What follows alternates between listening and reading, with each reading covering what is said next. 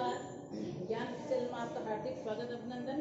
हम पढ़ रहे हैं क्षितिज, जिसका आज गद्य खंड पढ़ रहे हैं। उसमें एक लेसन हमने कंप्लीट कर लिया है। आज दूसरा है जिसका नाम है ल्हासा की ओर। ये ल्हासा स्थान का नाम है जो तिब्बत की राजधानी है। और हमारे आज के लेखक है राहुल साकृत्यायन। ठीक है, तो हम सबसे पहले राहुल जी का जीवन परिचय देखते हैं और उसके बाद में इसकी जो ये यात्रा वृत्तांत है तिब्बत वाला, उसका वर्णन पढ़ेंगे। तो सबसे पहले हम इनका जीवन परिचय देखते हैं। तो इनका जन्म होता है सन 1893 ईस्वी के अंदर और एक स्थान का नाम होता कहाँ है तो पेहंदा गांव, जिला आजमगढ़, उत्तर प्रदेश के अंदर। जिला आजमगढ़,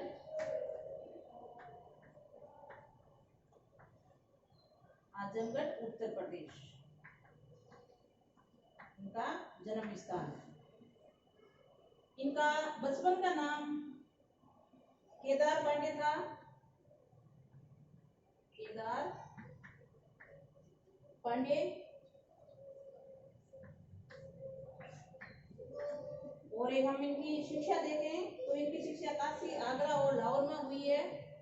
काशी, आगरा और लाहौर, जो भी वर्तमान में पाकिस्तान में है। तो यहाँ इनकी शिक्षा पूर्ण हुई है। अब हम आगे इनका देखें तो ये 1930 ईस्वी के अंदर श्रीलंका गए थे और श्रीलंका के अंदर इन्होंने बौद्ध धर्म ग्रहण कर लिया था। और बौद्ध धर्म ग्रहण करने के बाद ही इनका नाम राहुल साकृत्यायन पड़ा था। बचपन का नाम मैंने आपको बताया क्या था, केदार पांडे। तो ये राहुल नाम का कैसे पड़ा, जब 1930 में श्रीलंका जाकर उन्होंने बौद्ध धर्म ग्रहण कर लिया था तो धर्म चेंज करने के साथ उन्होंने अपना नाम भी परिवर्तन कर लिया था। तो श्रीलंका 1930 में जाते हैं और वहां जाकर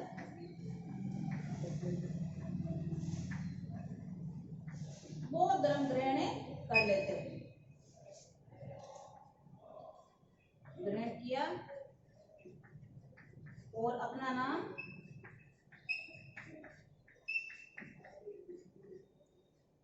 राहुल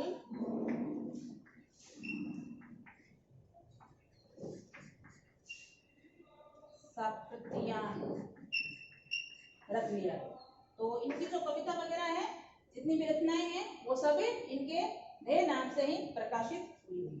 आगे हम देखें तो ये कई भाषाओं के जानकार थे।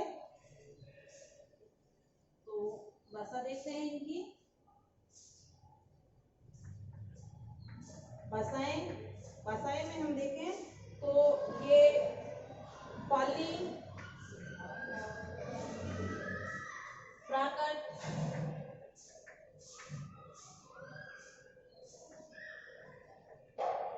अपभ्रंश,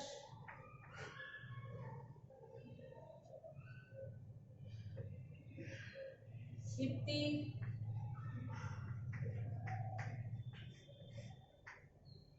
चीनी, जापानी,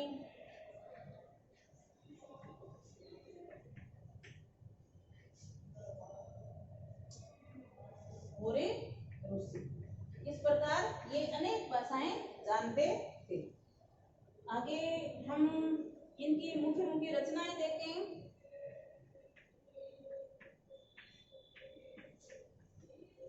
तो मुख्य रचनाओं के अंदर आता है मेरा जीवन,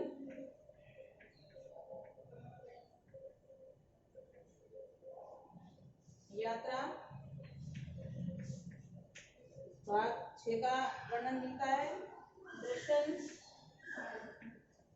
दिग्दर्शन,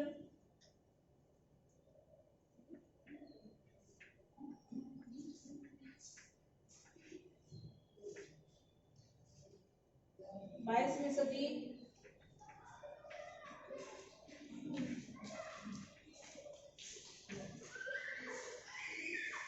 ये थी इनकी मुख्य रचनाएं। और आगे हम देखते हैं तो भाषाएं जो पालिंगे, प्राकृत, अब्रश, दीप्ति, चिन्नी, जापानी, रूसी, ये अनेक भाषाओं के जानकार थे और इनका जो साहित्य है इन अनेक भाषाओं में हमें देखने को पढ़ने को मिलता है। और इनकी मुख्य हम रचनाएं देखें तो मुख्य रचनाओं में मेरा जीवन, यात्रा वृतांत, इसमें आपके भाग 6 का वर्णन इसमें दिया गया है। और दर्शन, दिग्दर्शन ये भी हैं। और साथ में 22वीं सदी ये भी इनकी मुख्य रचना है। 22वीं सदी किस प्रकार की है इसका इसमें वर्णन बताया गया है। और इन्होंने कई प्रकार की जो कविता वगैरह थी उनका हिंदी में या अनेक भाषाओं में अर्थ भी इन्होंने किया है। अब हम इनका निधन देखें तो निधन होता है सन 1963 ईस्वी के अंदर इनका निधन हो जाता है। तो ये था हमारे राहुल जी का जीवन परिचय। अब हम इनकी जो यात्रा वृतांत है लासा की ओर उसको हम पढ़ते हैं। तो लेखक के तिब्बत की यात्रा करते हैं, किस समय करते हैं ये 29 या 30-31 की बात बताई जा रही है। उस समय हमारा देश अंग्रेजों के गुलाम था और तिब्बत की यात्रा करने के लिए भारतीयों को मनाई थी। तो ये भिखारी का वेश बनाकर इसे लासा की यात्रा करते हैं और साथ में एक मित्र को लेकर जाते हैं जिसका नाम है सुमति। तो हम इनका ही वर्णन पढ़ेंगे, उनका वहाँ क्या अनुभव रहता है। ये फर्स्ट यात्रा का वर्णन यहाँ आपको देखने को मिलेगा। इसके बाद में इन्होंने जो यात्राएं की थी वो यात्रा आजादी के बाद की है, तो अपने सही या रूप में वो यात्रा करते हैं। तो बीच में कुछ अंश उस सेकंड यात्रा का भी आपको पढ़ने को मिलेगा। तो हम शुरू करते हैं आज के हमारा लेसन जो सेकंड पार्ट है और खंड गद्य खंड का है। ये आप पद्य खंड हमने पूर्ण कर लिया है। फर्स्ट पार्ट इससे पहले हमने 2 बेलों कथा पढ़ा था और ये गद्य भाग का है दूसरा खंड है जो दूसरा पार्ट है लासा की ओर। तो राहुल जी की जो यात्रा वृतांत है तिब्बत की राजधानी है लासा, तो उसका हम वर्णन पढ़ते हैं। तो शुरू करते हैं। वे नेपाल के तिब्बत जाने का मुख्य रास्ता है। ये कैसे यात्रा शुरू करते हैं, कौन सा रास्ता किधर से जाता है वो बात बताई जा रही है। करिकोप का रास्ता जब नहीं खुला तो नेपाल ने हिंदुस्तान भी इन्हीं चीजों से रास्ते तिब्बत जाया करता था।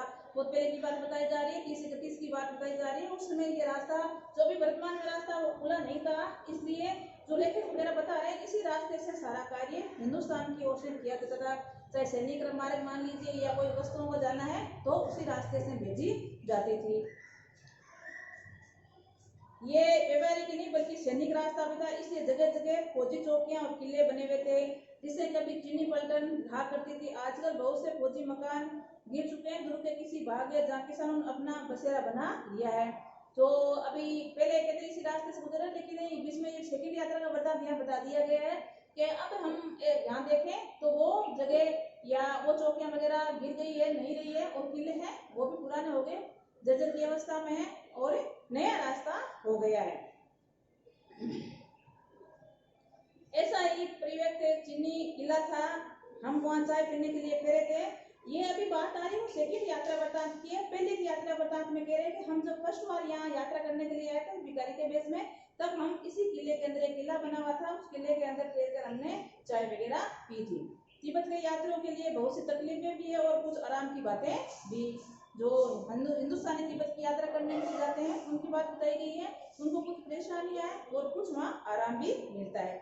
वहाँ जात पात छुआ छूत का सवाल ही नहीं है, मतलब वहाँ मुस्लिम जात पात का बिल्कुल भी भेदभाव नहीं है और न औरतें पर्दा करती है, मतलब घूंघट पर्दा भी वहाँ बिल्कुल नहीं है। बहुत निम्न श्रेणी के भिक्षुकों को लोग चोरी के डर से घर के भीतर नहीं आने देते थे। जो भिखारी होते हैं बिल्कुल निम्न करके वो चोरी ना कर ले, इनके डर से वहाँ के जो निवासी थे वो अपने घरों के अंदर उनको प्रवेश नहीं करने देते थे। मैंने आपको पहले बताया है, जब फर्स्ट बार राहुल जी ने तिब्बत की यात्रा की थी तब भिखारी के वेश में ही की थी, इसलिए वो सेकंड यात्रा वृतांत में कह रहे हैं कि अब मैं अलग अपने खुद की स्थिति में आया हूँ तो हमें कोई मना ही नहीं है। लेकिन फर्स्ट बार जब मैं आया था तो इन निवासियों ने हमें घर में प्रवेश नहीं करने दिया था। कारण क्या रहा कि हम भिखारी के वेश में थे और ये चोरी के डर से जो भिखारी वगैरह होते हैं उनको घर में प्रवेश करने नहीं देते। अब की बार है नहीं तो आप बिल्कुल घर के भीतर जा सकते हैं, मतलब भिखारी नहीं हो और सामान्य व्यक्ति वहां जाए तो आपको घर में जाने में कोई मनाही नहीं है, अंदर तक आप जा सकते हैं। चाहे आप बिल्कुल अपरिचित हो, मतलब उनसे परिचित हो या ना हो, लेकिन आप अंदर जा सकते हो। तभी घर की बुआ या सासू को अपनी झोली में चाय दे सकते हैं, वह आपके लिए इसे पका देगी। वहाँ अगर चाय वगैरह पीनी है तो चाय वगैरह उनको दे दीजिए, आपको वो बनाकर दे देगी। और एक कैसी चाय बनती है, देखो मक्खन और थोड़ा नमक दे दिया, ये चाय भूखियों कूद कर और दूध वाले चाय में रंग बनाकर मिट्टी के टोटीदार बर्तन जिसमें कप सा होता है उसमें रखने आपको दे देगी।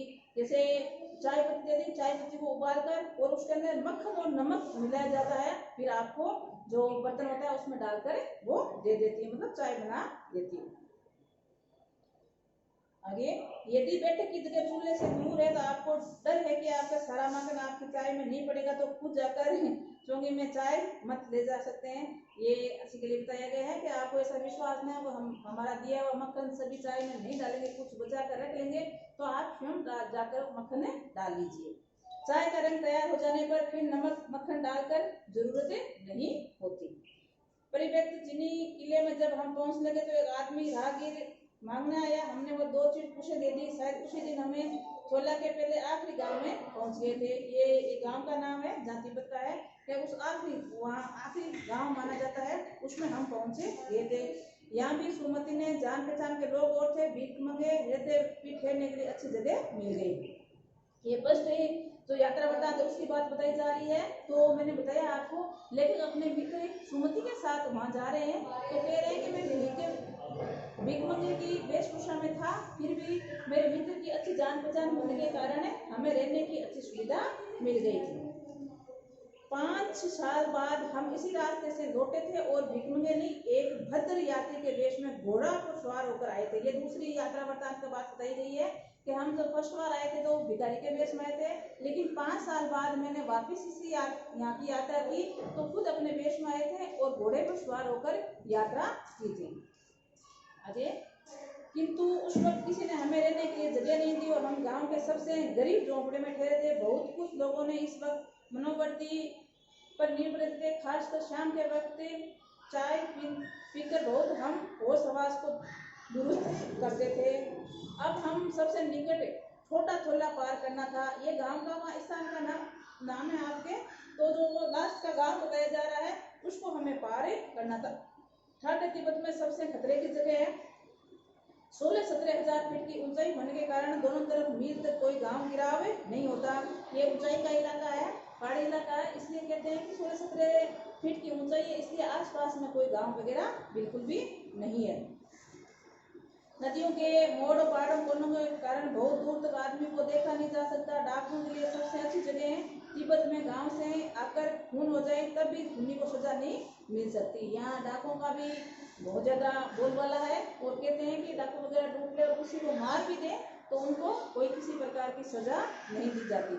लेकिन इस निर्जन मतलब सुनसान इस स्थानों में मरे हुए आदमी को लिए कोई परवाह नहीं करता था और सरकार खुफिया विभाग और पुलिस पर इतना खर्च नहीं करती थी और वहाँ गवाह भी कोई नहीं मिलता था। वहाँ की स्थिति बताई जा रही है तिब्बत के जो एंड वाला गांव है थोला वहाँ की, तो कहते हैं कि सुनसान निर्जन जगह है बिल्कुल भी, और वहाँ पर अगर किसी की हत्या भी कर दी जाए तो वहाँ देखने वाला कोई नहीं है और जो प्रशासन है वो भी जो कर्मचारी उस पर विशेष कोई खर्च नहीं करता और अगर किसी की कोई हत्या करते देख भी ले तो अपनी ओर से गवाही भी नहीं देता, क्यों डर के मारे हो सकता है अगली बारी उनकी हो, इसलिए गवाही वगैरह भी वहाँ कोई नहीं देता। डकैत पहले आदमी को मार डालते हैं, उसके बाद देखते हैं कुछ पैसा नहीं है, हथियार कानून नहीं करने का नहीं है, लाठी की तरह लोग पिस्तौल बंदूक और लिए फिरते हैं, मतलब कानून की विशेष कोई देख रेख नहीं है। इसलिए जो वहाँ के डाकू हैं वो या सामान्य लोग हैं वो जैसे लाठी वगैरह रखते हैं हम उसी प्रकार वहाँ हथियार रखते हैं, पिस्तौल वगैरह हम बंदूक अपने पास में हमेशा रखते हैं। आगे, डाकू यदि जान से नहीं मारे तो खुद अपने प्राणों को खतरा है। गांव में हमें मालूम हुआ कि पिछले ही साल थोला के पास खून हो गया था। शायद खून की हमें इसी परवाह नहीं करते हुए क्योंकि हम भीख मंगे हैं, जहाँ वही वैसी सूट होगी, टोपी उतार, जीभ निकाल, कुची कुची, मतलब कुची कुची को शब्द यहाँ क्या अर्थ होगा, दया, ये दीप्ति शब्द है तो कुची कुची हम बोलेंगे तो दया कीजिए हम पर, क्यों हम तो भिखारी, हमारे पास कुछ है नहीं, इसलिए हो सकता है हमारी जान भी बच जाए। एक पैसा कहते भीख मांग लगते हैं, लेकिन पहाड़ की ऊंची चढ़ाई थी, पीठ पर सामान लाद कर कैसे चले। और अगला पड़ाव 16-17 किलोमीटर से कम नहीं था। मैंने सुमति से कहा यहाँ से लगोर तक के लिए 2 घोड़े कर ले, सामान भी रख लेंगे और हम भी चढ़ जाएंगे। लेकिन कह रहा है कि हमें जिस स्थान पर पहुंचना है ऊंचाई काफी थी, 17-16 किलोमीटर की वहाँ ऊंचाई थी और हम थके हुए थे। तो इस ऊंचाई को पार करने के लिए मैंने अपने मित्र से कहा कि घोड़े ले लेते हैं, सामान भी वहाँ रख लेंगे और हम भी ऊपर चढ़कर ऊपर चढ़ाई कर लेंगे। दूसरे दिन हम घोड़ों पर सवार होकर ऊपर की ओर चले। ढाटे से पहले एक जगह चाय पी और दोपहर के वक्त ढाटे के ऊपर से जा पहुंचे हम समुद्र। ये स्थान का नाम है, ग्राम को जाना था। तो कहते हैं कि शाम का समय हम रवाना हुए थे, तो एक बीच में चाय पी और दोपहर तक वहां हमने पहुंच गया। हम समुद्र तट से 17-18 हजार फीट के ऊपर खड़े थे। हमारे दक्षिण तरफ पूर्व में पश्चिम की ओर हिमालय के 1000 श्वेत शिखर नजर आ रहे, मतलब काफी ऊंचाई पर थे। और ऊंचाई से हमें देखा तो हमारा जो हिमालय था वो दूर दूर तक हमें नजर आ रहा था। बीटे की ओर दिखने वाला पहाड़ बिल्कुल नंगे थे, न वहां बर्फ थी और न सफेदी, न किसी प्रकार की हरियाली। वहां का दृश्य बताया जा रहा है, ऊपर से पहाड़ किस प्रकार के दिखते हैं। उत्तर की तरफ बहुत कम बर्फ वाली चोटियां दिखाई पड़ती है। शुरू स्थान पर ठाटे के देवता का स्थान था, जो पत्थर के ढेर, जानवरों के सींगों और रंग बिरंगे कपड़ों की झंडियों से सजाया गया था। हम बराबर उतराई का चलना था। चढ़ाई की कुछ देर थोड़ी मुश्किल थी, लेकिन उतराई पर चलना था। चढ़ाई तो बहुत कुछ, शायद 1-2 बार सवार साथी हमारे साथ चले। मेरा घोड़ा बहुत धीमे चल रहा था। मैं समझ गया कि चढ़ाई की थकावट के कारण ऐसा कर रहा है। दोनों ने वहां से घोड़े लिए थे, तो कह रहा है कि मेरा और मेरे दोस्त का घोड़े में अंतर हो गया। मेरा घोड़ा है वो धीरे चल रहा था क्योंकि उसके भी थकावट थी। मैं समझा कि चढ़ाई की थकावट कारण ऐसा हो रहा है। उसने मारने नहीं सकता था, धीरे धीरे बहुत पिछड़ गया और मैं 2 बस्ती की तरफ अपने घोड़े को झूमता हुआ चला जा रहा था। जान नहीं पड़ता कि घोड़ा आगे जा रहा है या पीछे। जब मैं जोर से देने लगा तो वह सुस्त पड़ गया। अब एक जगह 2 रास्ते टूट रहे थे। मैं बाएं रास्ते से मील 1 मील चल पड़ा। अब दोनों बिछड़ गए हैं, तो कभी को रास्ता मालूम नहीं है आगे किस प्रकार जाना है। और वो अब जहाँ स्थान पे पहुंचा वहाँ 2 रास्ते जा रहे हैं, तो एक रास्ते में उसने पकड़ लिया है और लगभग 1.5 किलोमीटर वहाँ रास्ते पर आगे चल दिए। आगे घर में पूछने पता चला कि लगभग का रास्ता दाहिनी ओर था। वो गलत रास्ते पर आगे थे, जहाँ से रास्ते 2 हो रहे थे उसे। तो उन्होंने आगे जाकर पूछा तो पता चला कि वो रास्ता आपने छोड़कर है, वो रास्ता वहां जाता है। तो लेकर वापस आते हैं और वापस अपना सही रास्ता पकड़ते हैं। 4-5 बजे करीब हम गाँव के बीरबर पर था, तो तभी सुमिति इंतजार करते हुए मिले। अब वो जो उसका मित्र था वो वहाँ उनका इंतजार कर रहा था। उसको पता था कि जो मेरा दोस्त है वो उस रास्ते से परिचित नहीं है, इसलिए हो सकता है कहीं खो जाए। तो आगे आने वाले रास्ते में वो वहाँ उसका रुककर इंतजार कर रहे थे। मंगोल का मुंह वैसे ही लाल हो चुका था और हम वह पूरे गुस्से में था। उन्होंने कहा मैंने 2 टोकरी कंडे फूंक डाले, 3 बार चाय गर्म किया, बहुत नरमी से जवाब दिया, लेकिन मेरा कसूर नहीं है मित्र, देखो मैं नहीं रह सकता, मेरा घोड़ा मुझे मिला, एक रात पहुंचा उम्मीद। अब वो गुस्से में कि तूने मेरे से भी छुट क्यों गया, तेरा घोड़ा धीरे चल रहा था, उसको मार रहा ताकि वो तेज चल जाता। लेकिन लेकर कह रहा है कि मैं ऐसा नहीं कर सकता था, इसमें मेरा कोई कसूर नहीं है क्योंकि घोड़े का मैं तुमसे बिछड़ गया था। खैर सुमति को जितनी जल्दी गुस्सा आता है उतना जल्दी ठंडा भी हो जाता है। गुस्से का कारण क्या रहा कि मैं इस ठंड में टूट रहा हूँ। कम से कम कंडे मतलब जो गोबर से बने उपले होते हैं उसको बोलते हैं, तो कम से कम काफी उपले भी चला लिए, 3 बार चाय को गर्म कर रखा है आपके लिए, तो आपने देरी क्यों कर दी। तो इसका जो मित्र है सुमति, उसको गुस्सा जल्दी आता है और जल्दी शांत भी हो जाता है। खैर सुमति आगे लगोर में वे अच्छी तरह से रहे थे। यहाँ के उसके अच्छे यजमान थे। पेय चाय सेतु खाया गया और रात को गर्मा गर्म थुपका लिया गया। अब वहाँ कुछ उन्होंने चाय वगैरह सत्तू वगैरह खाया पिया है और वहाँ चाय वगैरह दी है। अब आगे की यात्रा हम कल करते हैं और साथ में प्रश्न उत्तर। तो आज के लिए इतना ही, नमस्कार।